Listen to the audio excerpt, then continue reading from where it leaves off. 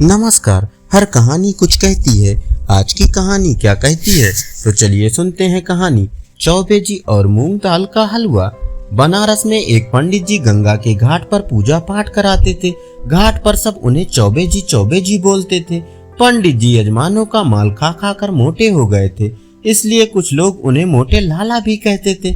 पंडित जी का रोज का नियम था, सुबह उठकर स्नान ध्यान करके गंगा किनारे अपने ठिकाने पर बैठ जाते। पिंडदान श्राद्ध आदि कराने में उन्हें महारत हासिल थी। यजमान एक बार उनके चंगुल में आ जाए तो पूरे साल भर खर्चा बातें बनाकर निकाल ही लेते थे। चौबे जी को खाने का बहुत शौक था।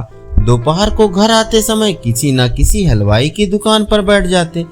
एक दिन चौबे जी रात की आरती के बाद अपने घर जा रहे थे।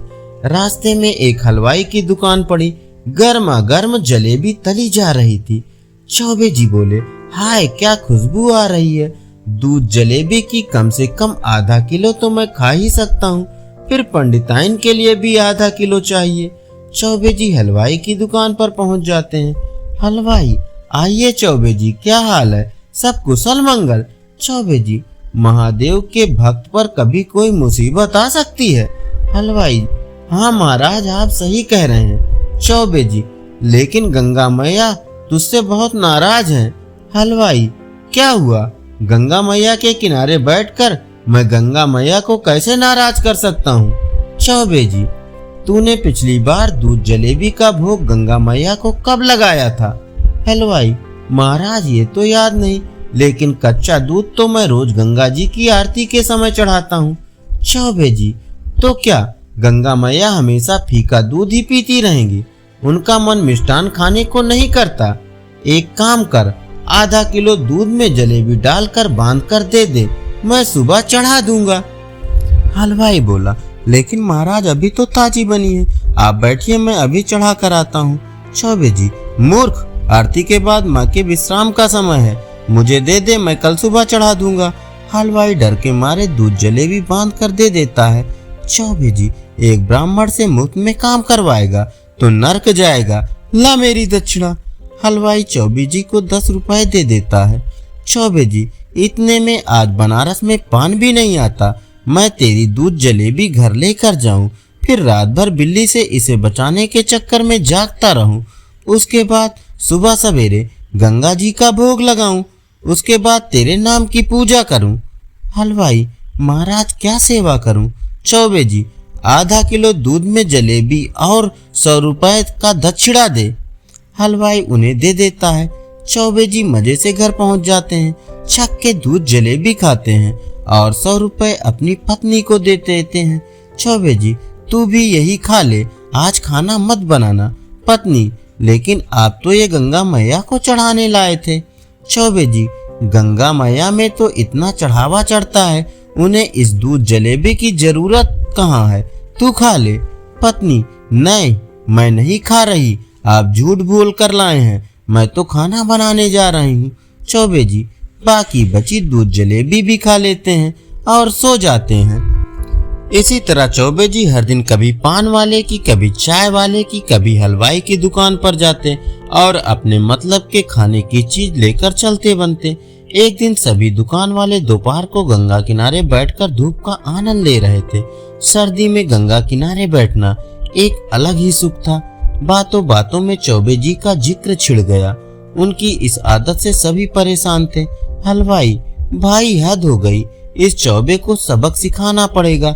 दूसरा हलवाई, हाँ भाई, हमारा तो रोज का हो गया है, हमेशा कुछ ना कुछ लेकर ही टलता है। तीसरा हलवाई, भाई कुछ कर नहीं सकते, पंडित जी हैं, कहीं श्राद्ध दे दिया तो दुकान बर्बाद हो जाएगी, अब तो गंगा मैया ही पार लगा सकती हैं। अगले दिन चौबे जी का मूंग की दाल का हलवा खाने का बड़ा मन था। चौबे जी कई दुकानों पर गए, लेकिन किसी ने हलवा नहीं बनाया था। चौबे जी बहुत परेशान हो गए। तभी एक हलवाई ने कहा, चौबे जी, मैं सुबह हलवा बना सकता हूँ, अगर आप सुबह नहाकर गंगा किनारे मेरी नाम की पूजा करें, लेकिन यह पूजा 5 बजे होनी चाहिए। चौबे जी खाने की लालच में मान गए, लेकिन ठंड के कारण कुछ हिचक रहे थे। अगले दिन चौबे जी गंगा पर नहाने लगे और हलवाई का इंतजार करने लगे। कुछ दूर उन्हें हलवाई नजर आया। वे ठंड में नहा रहे थे, फिर नहाकर बाहर आए। कुछ देर पूजा करने के बाद बोले, ला भाई हलवा दे, बहुत ठंड लग रही है, गरम गरम हलवा खाकर मजा आ जाएगा। हलवाई ने उन्हें हलवा दिया। चौबे जी ने हलवा चखा और बोले, ये तो बिल्कुल ठंडा है, ठंडा हलवा खाकर तो मुझे और ठंड लग गई, तू बासी हलवा ले आया। चौबे जी का गला अकड़ गया, उनसे बोला भी नहीं जा रहा था। वे ठंड से कांपने लगे, उन्हें लगा आज तो प्राण निकल जाएंगे। हलवाई बोला, क्यों चौबे जी, आप तो रोज माँ गंगा को बासी दूध जलेबी, बासी मिठाई खिलाते हो, तब माँ को कितना कष्ट होता होगा, आज पता चला। तभी वहां और दुकानदार आ गए जिन्हें चौबे जी ने ठगा था। चौबे जी, मुझे आप सब माफ कर दीजिए, अब मैं कभी किसी को मूर्ख नहीं बनाऊंगा। चौबे जी फटाफट अपना सामान उठाकर घर की ओर भागे। धन्यवाद। चलिए सुनते हैं हिंदी लोक कथा फैसला। कई वर्ष पहले एक घने जंगल में 4 चोर रहते थे। चुराया हुआ धन वे एक साधारण से बर्तन में रखते थे, लेकिन उसकी हिफाजत जान से भी ज्यादा करते थे। कुछ अरसे बाद उनका मन चोरी चकारी से ऊब गया। मैं तो ऐसी जिंदगी से तंग आ गया हूँ, हमें हमेशा चौकन्ना रहना पड़ता है, वरना हम पकड़े भी जा सकते हैं। एक ने अपना दुखड़ा रोया। हाँ, मैं भी चाहता हूँ कि हम लोग एक शांत और सच्ची जिंदगी जिएं। दूसरे चोर ने हाँ में हाँ मिलाई। बहुत अच्छा, हम जंगल छोड़कर किसी ऐसे शहर चलते हैं जहाँ हमें कोई जानता ना हो, शायद कोई साफ सुथरा काम धंधा हाथ ही लग जाए। तीसरा बोला। 3 चोरों को तो यह सुझाव पसंद आया और उन्होंने तय कर लिया कि वे जंगल छोड़ देंगे, लेकिन चौथे चोर को अपनी जीविका के लिए कोई खरा धंधा करने की योजना पसंद नहीं आई। उस समय तो वह चुप रहा, लेकिन उसने बर्तन में रखे पैसे चुराकर भाग जाने का इरादा कर लिया। वह सही मौके का इंतजार करने लगा। चारों चोर एक शहर पहुंचे और वहां एक धर्मशाला में रुक गए। उनमें से 2 शहर के बारे में कुछ जानकारी हासिल करने निकल गया। जल्दी ही उन्होंने एक वृद्ध औरत का घर देखा, जो आरामदेह तो लगता ही था, उनके लिए ठीक भी था। दोनों ने धर्मशाला लौटकर अपने साथियों से वृद्धा के घर के बारे में बताया। वे भी सहमत हो गए और चारों चोर उस घर के लिए निकल पड़े। हम चारों व्यापारी हैं, एक चोर बोला, और इस शहर में कुछ काम धंधा शुरू करना चाहते हैं। हमें आपका घर पसंद आया और इसके कुछ कमरे किराए पर लेना चाहते हैं। हम जब तक यहाँ रहेंगे आपको अच्छा किराया देते रहेंगे। दूसरा बोला। बुढ़िया बहुत खुश थी और उसने अपने मेहमानों की खूब खातिरदारी की। आप यहाँ जब तक रहना चाहें रह सकते हैं। वह मुस्कुराई। वह प्रसन्न हुई कि उसे अच्छे किराएदार मिल गए हैं। चारों चोर पता लगा चुके थे कि वह बहुत नेक और सच्ची औरत है, जिसे पराई दौलत का लालच नहीं है। इसलिए उन्होंने अपना पैसों से भरा बर्तन बुढ़िया को संभालने के लिए दे दिया। कृपया इस बर्तन को ध्यान से रखिएगा। एक ही शर्त है, इसे देना तभी जब हम चारों साथ में इसे मांगने आए। ठीक है, बुढ़िया ने बर्तन लेते हुए कहा। वह अपने घर के पिछवाड़े गई और देखने लगी कि कोई देख तो नहीं रहा। जब उसे तसल्ली हो गई तो उसने जमीन खोदकर उसमें बर्तन डाला और उसे वापस मिट्टी से ढक दिया। चारों चोर कुछ काम धंधे की तलाश में शहर चले गए। जल्दी ही वे काफी थक गए और बुढ़िया के घर से कुछ ही दूर पर खड़े वटवृक्ष के नीचे बैठकर सुस्ताने लगे। तभी एक औरत लस्सी बेचती हुई वहां से निकली। चारों ने थोड़ी लस्सी खरीदने का निश्चय किया। लस्सी बहुत स्वादिष्ट थी। उन्होंने सोचा कि दोपहर के भोजन के साथ पीने के लिए थोड़ी लस्सी भी ले ली जाए, पर 3 चोर तो बहुत थक गए थे। लस्सी डालने के लिए बुढ़िया के घर से बर्तन लाने की हिम्मत किसी में नहीं थी। चौथा चोर, जो किसी ऐसी ही घड़ी की प्रतीक्षा में था, झट से जाने के लिए तैयार हो गया। वह बुढ़िया के घर पहुंचकर बोला, मुझे मेरे साथियों ने बर्तन लाने के लिए भेजा है, लेकिन मैं तो यह बर्तन तभी दूंगी जब तुम चारों इकट्ठे आओगे, वह मना करती हुई बोली। उस चोर के दिमाग में एक विचार आया। मेरे साथी यहाँ से कुछ ही दूर केले के पेड़ तले बैठे हैं, आप खुद ही पूछ ले। उसने राय दी। बुढ़िया घर से बाहर निकली। उसने तीनों को पेड़ के नीचे बैठे हुए देखा। क्या आपने अपने दोस्त को बर्तन लाने भेजा है? वह चिल्लाई। जी, कृपा करके उसे दे दीजिए, तीनों चोरों ने जवाब दिया। बुढ़िया ने सोचा कि उन्हें अपना बर्तन किसी कार हेतु चाहिए होगा, जो उन्होंने अपना विश्वसनीय साथी भेजा है। उस चोर को फावड़ा देते हुए वह बोली कि पिछवाड़े से खोदकर बर्तन निकाल ले। इतना कहकर वह अपने घर के कामों में उलझ गई। उस चोर ने बर्तन निकाला और चुपके से पिछले दरवाजे से भाग खड़ा हुआ। इस बीच उसके दोस्त चिंतित हो रहे थे। काफी वक्त बीत चुका था और उनके साथी का कुछ पता नहीं था। तीनों बुढ़िया के घर गए। हमने अपना साथी एक बर्तन लाने भेजा था, वो कहाँ है? उन्होंने पूछा।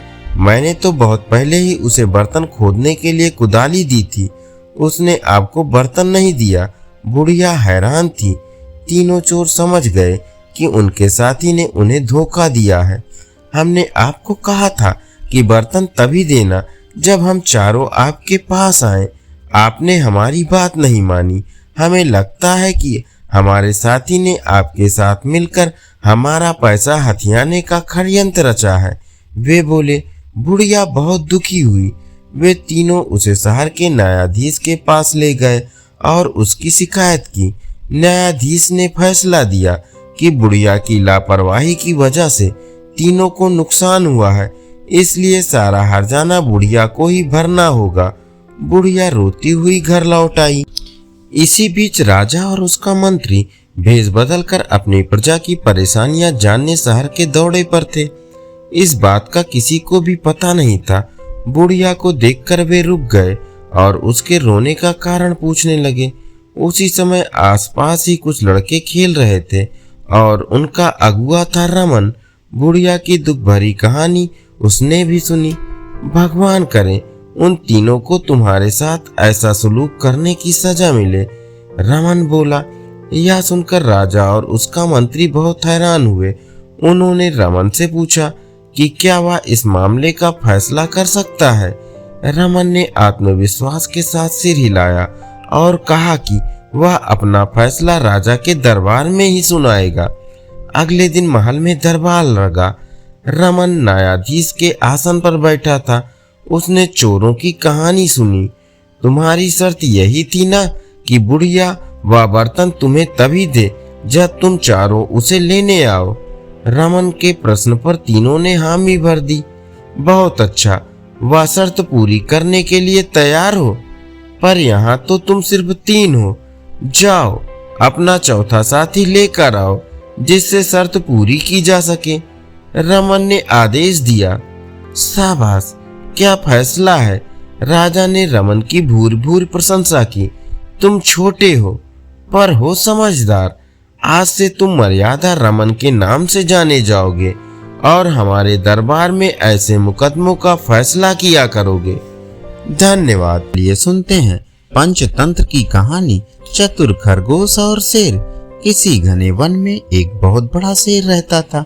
वह रोज शिकार पर निकलता और एक ही नहीं, 2 नहीं, कई जानवरों का काम तमाम कर देता। जंगल के जानवर डरने लगे कि अगर इसी तरह शिकार करता रहा तो एक दिन ऐसा आएगा कि जंगल में कोई जानवर नहीं बचेगा। सारे जंगल में सनसनी फैल गई। शेर को रोकने के लिए कोई ना कोई उपाय करना जरूरी था। एक दिन जंगल के सारे जानवर इकट्ठा हुए और इस प्रश्न पर विचार करने लगे। अंत में उन्होंने तय किया कि वे सब शेर के पास जाकर उनसे इस बारे में बात करें। दूसरे दिन जानवरों के एक दल शेर के पास पहुंचा। उनको अपनी ओर आते देख शेर घबरा गया और उसने गरज कर पूछा, क्या बात है, तुम सब यहाँ क्यों आ रहे हो? जानवर दल के नेता ने कहा, महाराज, हम आपके पास निवेदन करने आए हैं।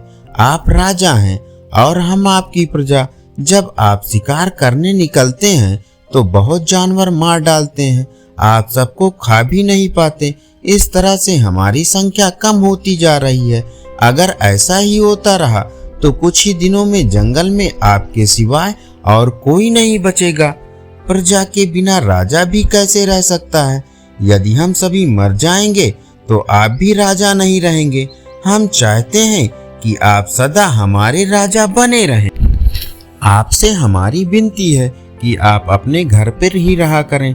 हर रोज स्वयं आपके खाने के लिए एक जानवर भेज दिया करेंगे। इस तरह से राजा और प्रजा दोनों ही चैन से रह सकेंगे। शेर को लगा कि जानवरों की बात में सच्चाई है।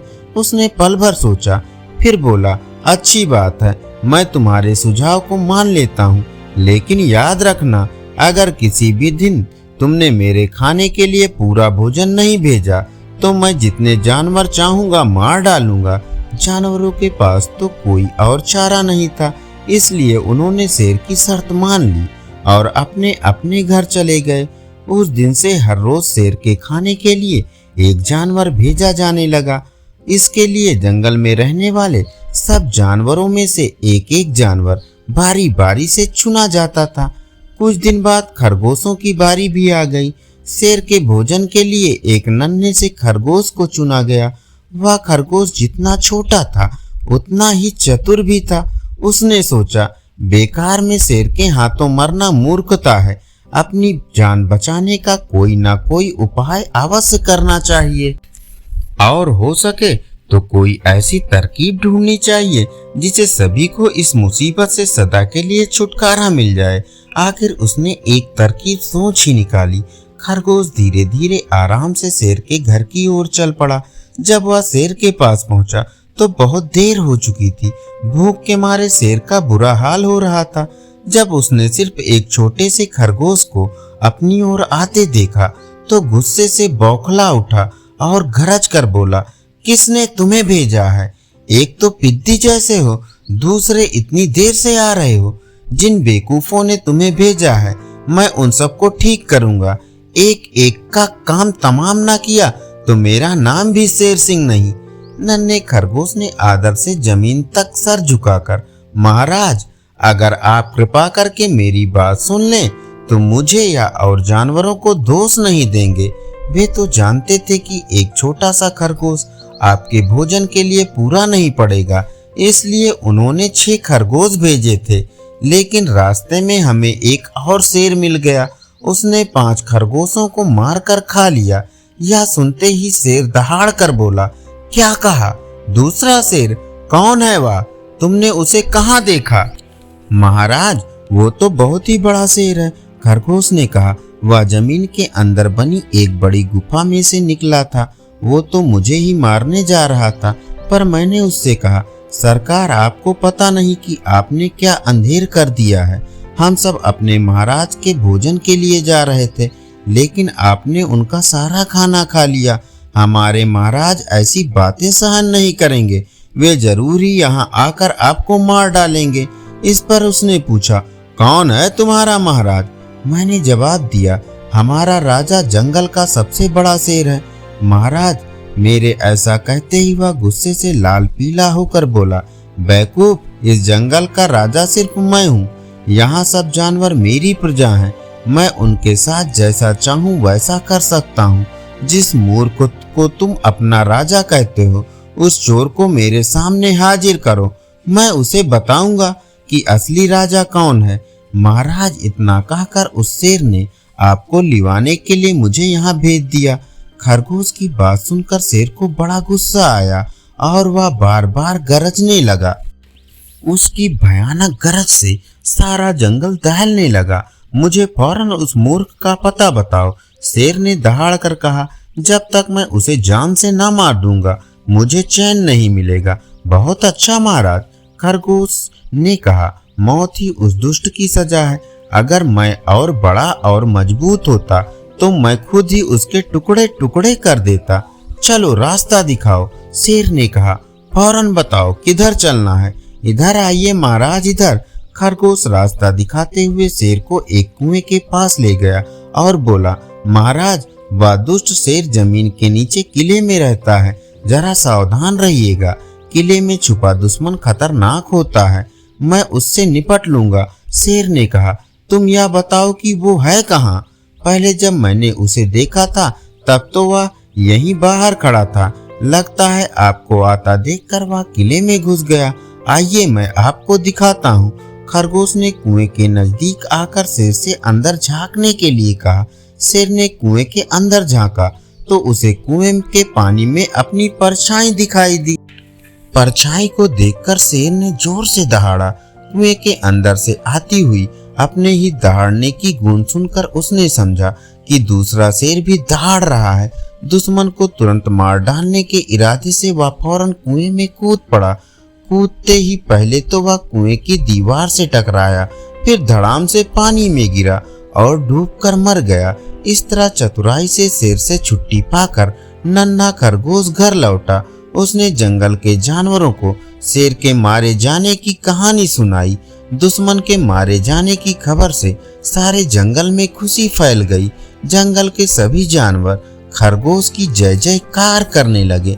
धन्यवाद। तो चलिए सुनते हैं कहानी परोपकार। प्राचीन काल की बात है। किसी जंगल में एक कंचन अंगी नाम का हिरणों का राजा अपने 500 हिरणों के साथ रहता था। कंचन अंगी की खाल सोने जैसी थी। वह बहुत सुंदर था। उन दिनों काशी में ब्रह्मदत्त नाम का एक राजा राज करता था, जिसे शिकार करने का बेहद शौक था। वह प्रतिदिन शिकार करने जाता और किसी न किसी जीव जंतु को मार कर लाता। शिकार करने के लिए वह अपने राज के निवासियों को ले जाता था। जो व्यक्ति उसके साथ शिकार पर जाने से इनकार कर देता था, वह उसे कड़ा दंड देता था। इस बात से उसकी प्रजा बहुत दुखी थी। कुछ समय बाद प्रजा के लोगों ने सोचा कि यदि किसी तरह जंगल से सभी हिरणों को बाहर ले आएं तथा उन्हें किसी उपवन में कैद कर लें, तो फिर उन्हें रोज रोज अपना काम छोड़कर राजा के साथ शिकार पर नहीं जाना पड़ेगा। उन्होंने एक योजना बनाई। ये लोग अपने हाथों में लाठियां, डंडे आदि लेकर जंगल की ओर गए।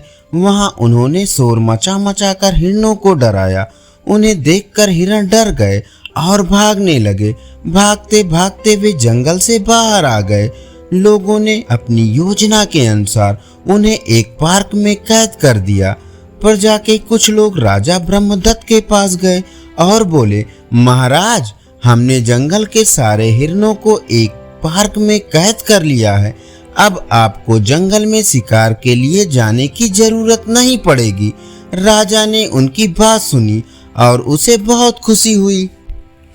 अगले ही दिन राजा पार्क में गया तथा उसने वहां हिरणों को घास खाते देखा। राजा ने वही कंचन अंगी को भी देखा।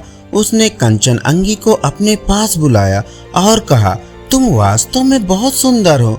मैं तुम्हें कभी नहीं मारूंगा, पर मुझे रोज एक हिरण खाने के लिए चाहिए। अतः प्रतिदिन एक हिरण मेरे महल में स्वयं आ जाना चाहिए। इतना कहकर राजा चला आया। अगले ही दिन से एक हिरण प्रतिदिन राजा के महल में जाने लगा। एक दिन एक हिरणी की बारी थी। उस हिरणी का एक बच्चा कुछ ही दिनों का था। वह डरते डरते अपने राजा कंचन अंगी के पास गई और बोली, श्रीमान, आज महल में जाने की मेरी बारी है। मेरा एक बच्चा है जो अभी केवल 15 दिनों का है। यदि मैं मर गई तो उसकी देखभाल कौन करेगा? वह भी मर जाएगा। कंचन अंगी ने हिरण की बात बड़े ध्यान से सुनी। थोड़ी देर सोचने के बाद वह बोला, तुम जाकर अपने बच्चे की देखभाल करो, मैं कुछ ना कुछ उपाय सोचूंगा। कंचन अंगी ने सोचा, यदि यह जीवन दूसरों के काम ही ना आया तो बेकार है। प्राणी को दूसरों की सहायता करने को सदा तैयार रहना चाहिए। मुझे स्वयं अब हिरणी तथा उसके बच्चे की जान बचानी चाहिए। इतना सोचकर वह स्वयं राजा के महल की ओर चल दिया। महल के द्वार पर पहरेदार ने उसे देखा तो राजा को सूचित किया, महाराज, आज आपके सुंदर भोजन के लिए एक बहुत ही सुंदर हिरण आया है। उसकी खाल सुनहरी है। ब्रह्मदत्त ने पहरेदार की बात सुनी तो वह स्वयं हिरण को देखने आया। कंचन अंगी को वहां देखकर वह बोला, कंचन, तुम यहाँ क्यों आए हो? क्या मैंने तुम्हें न मारने का वचन नहीं दिया था? तुम जाओ और दूसरे हिरण को भेज दो। महाराज, आज एक हिरणी की बारी थी। यदि वह मर जाती तो उसका नवजात शिशु भी मर जाता, जो केवल 15 दिनों का है। माता के मरने के बाद उसकी देखभाल कौन करता, इसलिए मैं स्वयं आया हूँ। आप मुझे मारकर अपनी भूख मिटा लीजिए। ब्रह्मदत्त को कंचन अंगी की बात सुनकर बहुत आश्चर्य हुआ। उसने मन ही मन में सोचा, यह कंचन अंगी कितना महान है। मैंने तो ऐसा प्राणी मनुष्यों में भी नहीं देखा जो किसी दूसरे के लिए अपने जीवन का बलिदान करने को तैयार हो। यह हिरण नहीं, देवता है। ब्रह्मदत्त की आंखें खुल गई। उसने कहा, कंचन, मैं तुम्हें और उस हिरणी को जीवन दान देता हूँ। पर महाराज, दूसरे हिरणों का क्या होगा? कंचन ने पूछा। अच्छा जाओ, मैं उन्हें भी जीवन दान देता हूँ। राजा ने उत्तर दिया, मैं आज से हिरण ही नहीं, किसी भी जीव की हत्या नहीं करूँगा। राजा की आज्ञा से सभी हिरण मुक्त कर दिए गए। धन्यवाद। चलिए सुनते हैं कहानी पतिव्रता नारी की शक्ति। एक गांव में सत्यम नाम का एक सीधा साधा नौजवान रहता था। उसने आजीवन भगवान विष्णु की भक्ति करने का मन बना लिया। वह दिन रात विष्णु भगवान की पूजा अर्चना करता था। एक दिन उसे एक साधु बाबा मिले।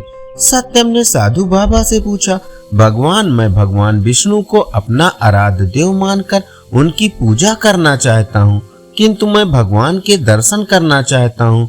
मुझे भगवान की भक्ति का मार्ग बताइए।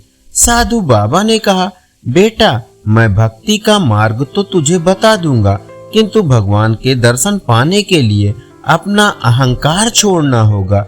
इसके साथ ही तू गृहस्थ जीवन में रहते हुए भी भगवान को पा सकता है। लेकिन सत्यम नहीं माना। उसने कहा, महाराज, मैंने आजीवन विवाह न करने का मन बना लिया है और मैं एकांत में तपस्या करना चाहता हूँ। आप मेरा मार्गदर्शन करें। साधु बाबा ने उसे तपस्या करने की पूरी विधि बता दी। अगले दिन सत्यम जंगल में चला गया और एक स्थान पर बैठकर तपस्या करने लगा। धीरे धीरे वह तपस्या में लीन हो गया। उसे भूख प्यास लगनी बंद हो गई। वह दिन रात भगवान विष्णु का ध्यान करने लगा। इसी प्रकार कई वर्ष बीत गए।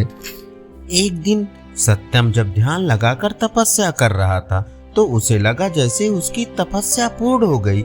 उसके शरीर के अंदर अलौकिक शक्तियां भर गई हैं। यह देखकर सत्यम बहुत खुश हुआ। उसने भगवान के इस चमत्कार को नमन किया और वह तपस्या करने लगा। तभी एक पेड़ पर एक चिड़िया चहचहा रही थी। उसकी आवाज से सत्यम की तपस्या भंग हो रही थी। चिड़िया इस सब से बेखबर चहचहा रही थी। सत्यम को गुस्सा आने लगा। उसने आंख खोलकर चिड़िया से कहा, मूर्ख चिड़िया, तुझे दिखाई नहीं देता? मैं तपस्या कर रहा हूँ। मेरी तपस्या तूने भंग कर दी। इसकी सजा तुझे अवश्य मिलेगी। यह सुनकर चिड़िया रोने लगी और माफी मांगने लगी। लेकिन सत्यम ने जैसे ही गुस्से से चिड़िया को देखा, चिड़िया जलकर भस्म हो गई। यह देखकर सत्यम बहुत खुश हुआ। उसने मन ही मन में कहा, इस संसार में मुझसे शक्तिशाली और ज्ञानी कोई नहीं है। यह सोचकर वह गांव की तरफ चल दिया। सत्यम बहुत सालों के बाद गांव में आया था। उसे कोई पहचान नहीं पाया। सत्यम एक घर के पास पहुंचा और उसने कहा, माई बाबा आए हैं, भिक्षा दो। घर के अंदर से कोई आवाज नहीं आई। कुछ देर इंतजार करने के बाद सत्यम ने फिर कहा, माई भिक्षा दो। साधु की आवाज सुनकर घर के अंदर से एक औरत की आवाज आई। उसने कहा, साधु बाबा, तनिक इंतजार कीजिए, मैं अभी अपने पति को भोजन करा रही हूँ। अभी नहीं आ सकती, कुछ देर बाद आकर आपको भिक्षा दूंगी। यह सुनकर सत्यम क्रोध से भर गया। उसने कहा, मूर्ख, जानती है मैं कितना ज्ञानी तपस्वी साधु हूँ। मेरा अपमान करने का साहस इस संसार में किसी को नहीं है। तभी उस घर से आवाज आई, क्षमा कीजिए महाराज, किंतु मैं अपने पति को भोजन कराए बिना बाहर नहीं आ सकती। ये सुनकर सत्यम और अधिक क्रोध में बोला, तू इसका परिणाम जानती है? यह सुनकर उस घर से आवाज आई, महाराज, मैं कोई पेड़ पर बैठी चिड़िया नहीं हूँ जो आपके क्रोध से भस्म हो जाऊंगी। यह सुनकर सत्यम आश्चर्य में पड़ गया। उसने कहा, तुझे यह सब कैसे पता? तब उस घर से आवाज आई, महाराज, यहाँ से कुछ दूर पर एक कसाई की दुकान है, आप वहाँ चले जाइए, आपको आपके प्रश्नों का उत्तर मिल जाएगा। सत्यम उस दुकान की ओर चल दिया। वह दुकान पर पहुंचा तो उसने देखा एक कसाई मांस बेच रहा था। सत्यम को देखकर वह दुकान से बाहर आ गया। सत्यम उससे पूछता है। उससे पहले ही कसाई ने कहा, महाराज, आपको उस औरत ने भेजा है जो अपने पति को भोजन करा रही थी।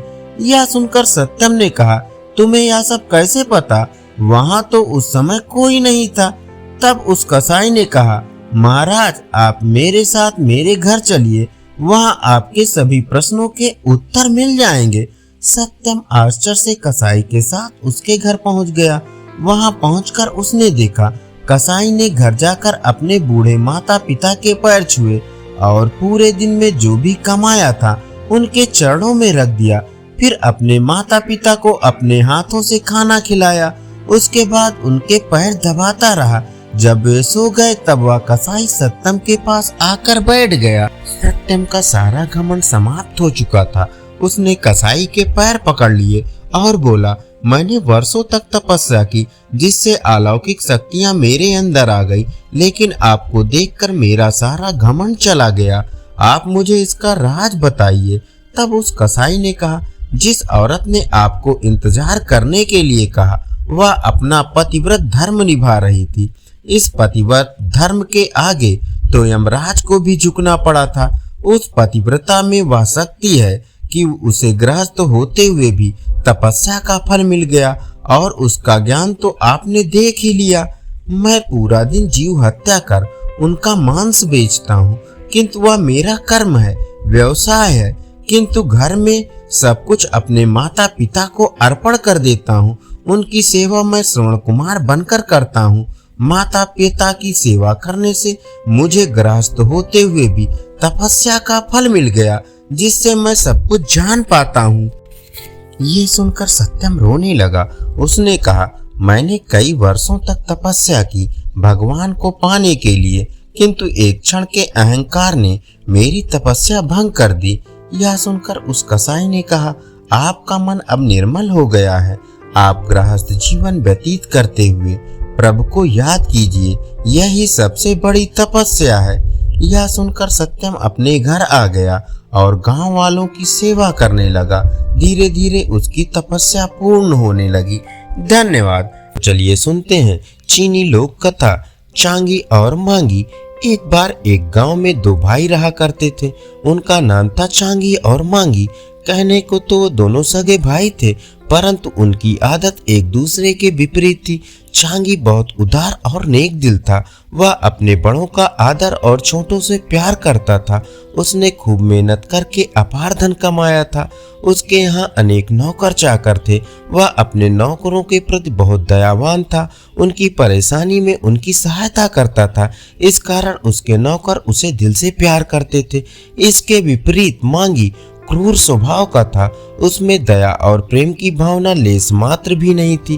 वह अकड़ू और कठोर इंसान था, परंतु व्यापार के मामले में किस्मत ने उसका साथ दिया था। इस कारण उसका व्यापार खूब फल फूल रहा था। उसके यहाँ नौकर तो बहुत थे, परंतु कोई अंदर से खुश नहीं था। मांगी अपने नौकरों से सुबह से शाम तक काम करवाता, परंतु तनख्वाह बहुत कम देता था। बीमार होने पर भी उन्हें छुट्टी नहीं देता था। यदि किसी नौकर के परिवार में कोई बीमार हो अथवा कोई परेशानी हो, मांगी उसकी कोई भी सहायता करने से इनकार कर देता था। कई बार दुखी होकर कुछ नौकर मांगी का काम छोड़ने की सोचते थे, परंतु अपने मालिक के साथ नमक हरामी करना पसंद नहीं करते थे। वो कहते थे कि हम जब तक जिंदा रहेंगे मालिक की सेवा करते रहेंगे। मालिक चाहे जैसा भी हो, वह हमारा अन्नदाता होता है, उसकी सेवा करना हमारा फर्ज है। इसी कारण कोई भी नौकर उसके यहाँ दुख सहते हुए भी नौकरी छोड़कर नहीं जाता था। चांगी यह देखकर मन ही मन बहुत दुखी होता था कि मांगी के सारे नौकर इतना कष्ट पा रहे हैं। चांगी ने अपने भाई को कई बार समझाने की कोशिश की, परंतु वह कुछ समझता ही नहीं था। धीरे धीरे मांगी का व्यापार चौपट होता जा रहा था। उसके बुरे व्यवहार व रूखी भाषा के कारण सभी लोग उससे व्यापार करने में कतराने लगे थे। एक दिन चांगी ने मांगी से कहा, भाई, ईश्वर का दिया हम लोगों के पास सब कुछ है, फिर भी तुम अपने नौकरों से इतना बुरा व्यवहार क्यों करते हो? मांगी थोड़ा क्रोधित होते हुए बोला, मैं तो किसी से दुर्व्यवहार नहीं करता, तुम यूं ही मुझ पर आरोप क्यों लगा रहे हो? चांगी ने कहा, मैं जानता हूं कि तुम्हारे नौकर बहुत दुखी हैं। यदि तुम अपने नौकरों को ठीक तनख्वाह देकर मीठा व्यवहार नहीं कर सकते तो तुम किसी और शहर में जाकर अपना व्यापार शुरू कर दो। मुझसे अपनी आंखों के सामने ऐसा व्यवहार देखा नहीं जाता। तुम्हारे जाने के बाद मैं तुम्हारे नौकरों को अपने पास रख लूंगा। यह सुनकर मांगी ने अपने भाई को बहुत भला बुरा कहा और चांगी चुपचाप वहां से चला गया। चांगी अपने भाई को सुधारने के लिए कोई उपाय सोचने लगा। एक दिन वह विचारों में खोया था, तभी उसका पुराना नौकर उसके पास आया और बोला, मालिक, मैं जानता हूँ कि आप क्यों परेशान हैं। आप कहें तो मैं आपकी सहायता कर सकता हूँ। नौकर की बात सुनकर चांगी का ध्यान भंग हो गया। वो बोला, तुम मेरे लिए क्या कर सकते हो? नौकर ने कहा, मैं चाहे जो करूं, पर उससे मांगी साहब जरूर सुधर जाएंगे या फिर शहर छोड़कर चले जाएंगे। चांगी बोला, क्या तुम जानते हो कि यह कितनी मुसीबत का काम है? नौकर ने जवाब दिया, हाँ मालिक, मैं अच्छी तरह जानता हूँ, पर आपके लिए मैं कुछ भी कर सकता हूँ, बस आप मुझे आज्ञा दीजिए। इसके पश्चात बूढ़े नौकर ने अपनी योजना अनुसार रात्रि में मांगी के घर में प्रवेश पा लिया और जब मांगी चैन से गहरी नींद सो गया तो उसने धीरे से मांगी का कंबल उतारा और खिड़की के रास्ते भाग गया। सुबह को मांगी उठा तो उसे बहुत तेज सर्दी लग रही थी। उसने ढूंढा परंतु उसका कंबल कहीं नहीं मिला। उसे क्रोध आ गया। फिर जब वह दिन में अपने व्यापार पर गया तो वहां एक पैकेट पड़ा पाया। मांगी ने पैकेट खोला तो उसका कंबल वहां रखा था। उस पर एक पर्ची लगी थी जिस पर लिखा था, अपने लोगों से व्यवहार सुधार लो वरना छोड़ूंगा नहीं। मांगी को लगा कि जरूर यह उसके नौकरों की चाल है। अगले दिन वह अपने कमरे के भीतर सोया, परंतु जब सुबह उठा तो यह देखकर हैरान रह गया कि उसका तकिया गायब है। उसे बड़ा क्रोध आने लगा। उसने नौकरों को अच्छी खासी डांट पिलाई, परंतु नौकर शिष्टाचार बस माफी मांगते रहे और कुछ न बोले। वह व्यापार को जाने के लिए तैयार हो रहा था कि तभी कोई उसके दरवाजे पर एक बड़ा पैकेट छोड़ गया। उसने देखा कि उसके सारे नौकर उसके सामने ही खड़े थे। उसने धड़कते दिल से पैकेट खोला तो देखा कि उसमें उसका तकिया रखा था जिस पर एक पर्ची लगी थी। पर्ची पर लिखा था, अपना व्यवहार बदल लो वरना। मांगी डर गया। अगले दिन वह रात्रि होने पर बहुत देर तक जागता रहा ताकि वह तकिया कंबल ले जाने वाले को पकड़ सके, परंतु आधी रात तक कोई नहीं आया। वह बैठा इंतजार करता रहा कि न जाने कब उसे नींद आ गई। मांगी सुबह को उठा तो उसने देखा कि उसका बिस्तर सही सलामत है। वह बहुत खुश हुआ।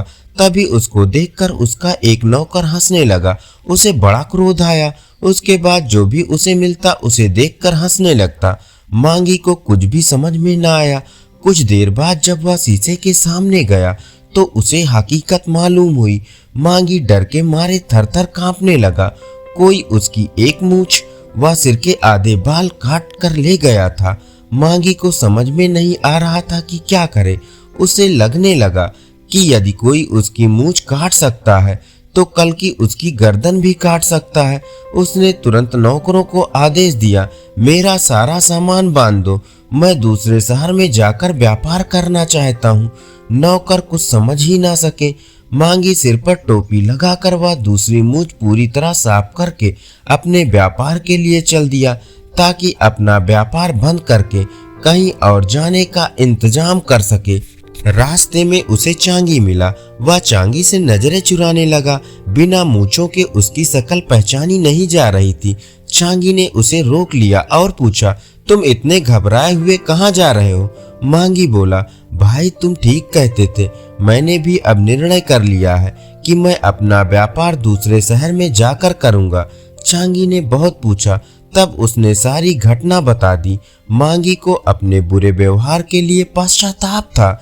चांगी ने कहा, यदि तुम्हें विश्वास है कि अब तुम अपने नौकरों व अन्य लोगों से दुर्व्यवहार नहीं करोगे तो मेरी प्रार्थना है कि तुम यहीं रहो। मांगी अपने भाई की बात मानकर वहीं रहने लगा। अब चांगी मांगी व उनके सभी नौकर बहुत खुश थे। धन्यवाद। चलिए सुनते हैं चीनी लोक कथा चिड़ियों की परी। कहते हैं कि चीन के उत्तर में चिड़ियों की एक अजीब सी परी रहती थी। उसे मनुष्य की भाषा समझने का और मनुष्य की भाषा बोलने का अलौकिक वरदान प्राप्त था। बहुत से राजा महाराजाओं ने चिड़िया की उस परी को पकड़ने का प्रयास किया था, पर वह किसी के हाथ नहीं लगी थी। यहाँ तक कि बड़े बड़े राजकुमारों से लेकर छोटे छोटे मंत्री गणों तक ने समय समय पर अपना अपना भाग्य आजमाया था। उन्होंने देश विदेश के एक से एक अनुभवी बहेलियों को उधर भेजा अथवा वे स्वयं उसे पकड़ने गए थे, पर इस प्रयत्न में किसी को सफलता नहीं मिली थी। वह चिड़िया हमेशा एक विशाल चीड़ के पेड़ की घनी पत्तियों में बैठी रहती थी और बड़े मधुर स्वर में गीत गाती रहती थी। उसे पकड़ने के अभियान में कई वर्षों तक लोग उधर आते जाते रहते थे, जिससे उस घने जंगल में एक पगडंडी सी बन गई थी, जिससे होकर कोई भी उस चिड़िया के निवास स्थान तक पहुंच सकता था। जब इस विचित्र चिड़िया की प्रसिद्धि एक तरखान बादशाह के कानों में पहुंची तो उसने हिम्मत बांधते हुए कहा, वो चिड़िया बड़ी होशियार मालूम होती है। वह लोगों की पकड़ से आज तक बची हुई है, परंतु मेरे हाथ से वह कैसे निकलेगी? मैं किसी न किसी तरह उसे अवश्य पकड़ूंगा। इतना कहकर वह उसकी खोज में निकल पड़ा। एक तरखान चलते चलते उस घने जंगल में पहुंच गया। उसने घनी पत्तियों वाले उस विशाल चीड़ के पेड़ को भी खोज लिया। उस विचित्र चिड़िया ने एक तरखान को पास आते हुए देखा, परंतु वह उससे न डरी और न वहां से भागी ही। वह अपनी जगह पर चैन से बैठे बैठे मधुर गीत सुनाती रही। एक तरखान उसकी तान सुनकर हर्ष और आश्चर्य में डूब गया। फिर उसने बड़ी आसानी से उसे पकड़ लिया। उसे पिंजड़े में लेकर खुशी खुशी वह अपने घर की ओर चल दिया। उस पहाड़ी के ऊपर खाबड़ रास्ते से वह चला जा रहा था। रास्ते में चिड़िया ने एक तरखान से कहा, बड़ी आसानी से आपने मुझे पकड़ लिया है, किंतु मुझे यह वरदान प्राप्त है कि जो भी मुझे लिए जा रहा हो उसे रास्ते भर मेरे साथ बातें करने जाना चाहिए और किसी भी हालत में आह नहीं भरनी चाहिए, क्योंकि उसके चुप होते ही अथवा आह भरते ही मैं उड़ जाऊंगी। इसलिए हम में से किसी को हर वक्त कुछ ना कुछ बोलते ही रहना चाहिए। एक तरखान ने कुछ सोचकर उत्तर दिया, तब तो ठीक ही है, तुम ही कुछ कहो ना, बातें करते हुए रास्ता जल्दी ही कट जाएगा। चिड़िया बोली, मैं तुम्हें एक कथा सुनाती हूँ। एक शिकारी ने एक कुत्ते को पाल रखा था। एक दिन दोनों शिकार करने निकले। जंगल के बीच रास्ते में उन्होंने एक टूटी हुई बैलगाड़ी देखी। उसमें सोना चांदी भरा पड़ा था। उसका स्वामी बगल में बैठा था। परिचय हो जाने के बाद गाड़ीवान ने शिकारी से आग्रह किया, मुझे गांव जाकर किसी कारीगर को ढूंढ कर लाना है जो मेरी गाड़ी के पहियों की मरम्मत कर सके। क्या तब तक आप और आपका कुत्ता मेरी गाड़ी की रखवाली कर सकते हैं? बेशक, बड़ी खुशी के साथ शिकारी ने जवाब दिया। गाड़ीवान बहुत प्रसन्न हुआ और वह पहाड़ी रास्ते से गांव की ओर चला गया। दिन ढल गया, सांझ होने लगी, पर गाड़ीवान का कोई पता नहीं था। शिकारी सोच में पड़ गया, मेरी बूढ़ी माँ की आंखें कमजोर हो गई हैं, वह सवेरे से कुछ खा पाई होगी या नहीं। फिर उसने अपने कुत्ते से कहा, तू यहीं ठहर और चारों ओर देख, जब तक गाड़ीवान नहीं लौटे यहाँ से कहीं जाना नहीं। मैं भोजन बनाने के लिए घर जा रहा हूँ। आदेश देकर वह घर चला गया। कुत्ते ने अपने स्वामी की आज्ञा का पालन जी जान से किया। वह गाड़ी के चारों ओर चक्कर काटता रहा और बैल को दूर जाने से रोकता रहा। उधर गाड़ीवान ने कई ग्रामों की खाक छान मारी। तब कहीं जाकर करीब 12 बजे रात्रि में उसे एक कारीगर मिला जो गाड़ी को बना सकता था। जब वह लौटा तो उसने देखा कि शिकारी तो चला गया है, परंतु उसका कुत्ता उसकी जगह पर गाड़ी की रखवाली कर रहा है। इससे वह बहुत प्रसन्न हुआ। गाड़ीवान ने कुत्ते को कुछ चांदी की छड़ें देकर उसे घर भेज दिया। वह स्वामी भक्त कुत्ता चांदी की छड़ों को लेकर जब घर पहुंचा और अपने स्वामी के चरणों में रख दिया, तब उसे देखकर शिकारी क्रोध में आकर उससे बोला, मैंने तुझे गाड़ी की रखवाली के लिए छोड़ा था, उल्टे तूने उसकी चांदी की छड़ों को चुराया है। इतना कहकर शिकारी ने डंडा लिया और कुत्ते को इतना मारा कि वह मर गया। एक तरखान से रहा न गया। उसने आह भरते हुए कहा, कितना बड़ा बेवकूफ था वह शिकारी। उसने ऐसे भक्त कुत्ते की जान ले ली। अच्छा, तो तुमने आ भर दी। इतना कहकर चिड़ियों की परी उड़ गई। भला मैं इस प्रण को कैसे भूल सकता हूँ। एक तरखान ने अपने आप को दोषी ठहराया। वह जंगल की ओर जाने वाली पगडंडी पर मुड़ पड़ा। दूसरी बार भी उसी पुराने चीड़ के पेड़ पर से उसने चिड़िया को पकड़ा। लौटते समय रास्ते में चिड़िया ने एक अन्य कहानी सुनानी आरंभ की। बहुत दिन हुए, एक गांव में एक औरत रहती थी। उसने एक बिल्ली पाल रखी थी। एक दिन वह कुएं से पानी लाने गई। उसका नन्हा सा बालक पालकी में सो रहा था। औरत ने बिल्ली को बालक की रखवाली का भार सौंपा और कुएं की ओर चली गई। बिल्ली पालकी के अगल बगल में घूमकर मक्खियों और मच्छरों को भगा रही थी। ऐसे ही कुछ समय बीत गया। फिर एकाएक दरवाजे के पीछे से एक बड़ा सा चूहा निकलकर बच्चे को काटने के लिए लपका। बिल्ली गुर्राती हुई उसे पकड़ने लगी। जब तक वह उसके पीछे भाग रही थी, तब तक एक दूसरा चूहा बिल से निकला और सोते हुए बालक के कान को काट खाया। उसकी पीड़ा से बालक जोर से चिल्लाया। बिल्ली पीछे की ओर दौड़ी और देखते देखते दूसरे चूहे को दरवाजे के पीछे अंदर घुसेड़ दिया। इसके बाद वह बालक के सिराने बैठकर उसके लूलुहान कान को जीभ से चाट चाट कर उसके दर्द को कम करने की कोशिश करने लगी। इतने में औरत पानी लेकर लौटी। उसने बिल्ली को बालक का कान चाटते हुए देखा तो वह गुस्से में आ गई। वह बोली, मैंने इस बिल्ली को बालक की रखवाली के लिए छोड़ा था, परंतु इस दुष्ट ने तो उल्टे उसके कान ही काट खाया है। यह कहते कहते वह बिल्ली पर टूट पड़ी और उसे मार मार कर उसका काम तमाम कर दिया। किंतु थोड़ी देर बाद जब उसकी नजर दरवाजे के पीछे मरे हुए चूहे पर पड़ी, जिसके मुंह में बालक के कान का टुकड़ा पड़ा था, तो वह पश्चाताप करती हुई बोली, मैंने इस आज्ञाकारी बिल्ली को मारकर बड़ी भारी गलती की है। यह सुनते ही एक तरखान पुनः आ भरते हुए चिल्लाया, ये तो बहुत बुरा हुआ।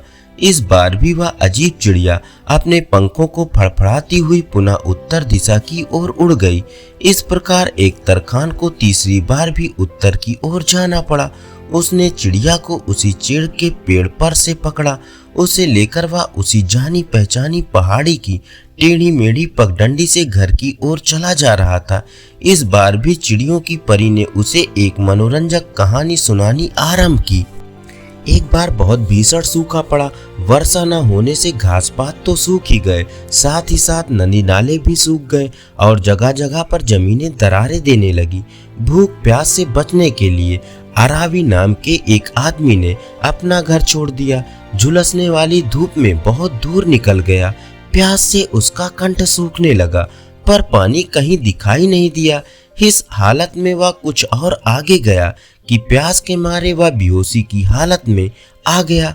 पास में एक चट्टान थी। वह उसी के नीचे लुढ़क कर मौत का इंतजार करने लगा। एकाएक टप टप टप की ध्वनि उसके कानों में आई। उसने उधर देखा तो खुशी से उछल पड़ा। उससे कुछ ही दूर पर चट्टान के दर्रे से पानी की बूंदें टपक रही थी। वह तुरंत अपने कठोते में पानी की बूंदों को एकत्र करने लगा। जब उसके काठ का बर्तन पानी से भर गया, तब उसने उसे मुंह में लगाया ही था कि एक कौवा उड़ता हुआ आया और अपने चोंच से कठौते को झटका देकर सारे का सारा पानी उड़ेल दिया। अब तो अरावी क्रोध से लाल हो गया।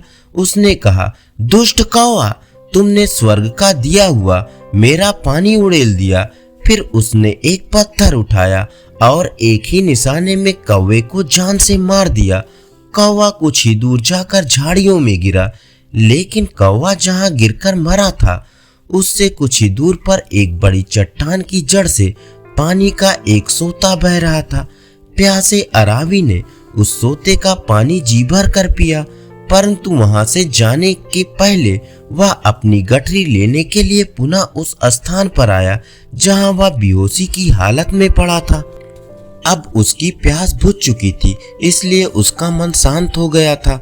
गठरी उठाते उठाते उसकी नजर एकाएक उस चट्टान के ऊपर उस दरार पर पड़ी जहां से पानी की बूंदें टपक रही थी। ऊपर उसने जो दृश्य देखा उसे देखता ही रह गया। चट्टान के ऊपर एक जहरीला सांप सो रहा था और उसके मुंह से विष की एक एक बूंद टपक रही थी। उसने आह भरते हुए कहा, ओह, मैंने करीब करीब विष पी ही लिया होता, परंतु उस बेचारे ने मेरी जान बचा ली। उसका बड़ा आभार मानता हूँ। इतना कहते कहते उसकी आंखों से आंसू की धारा बहने लगी। बेचारा कौवा, अपनी जान देकर उसने दूसरे को जीवन दान दिया था। एक तरखान ने आह भरते हुए चिड़ियों की परी से कहा, आपने फिर आह भर दी। अच्छा, अब मैं चली। इतना कहकर वह विचित्र चिड़िया तीसरी बार उत्तर की ओर उड़ गई। ओह, मैं हारा। सचमुच इस अजीब सी चिड़ियों की परी को पकड़कर बंदी बनाना आसान काम नहीं है। यह कहते हुए एक तरखान खाली हाथ अपने महल को लौट पड़ा। धन्यवाद। अभी आप सुन रहे थे चीनी लोक कथा चिड़ियों की परी।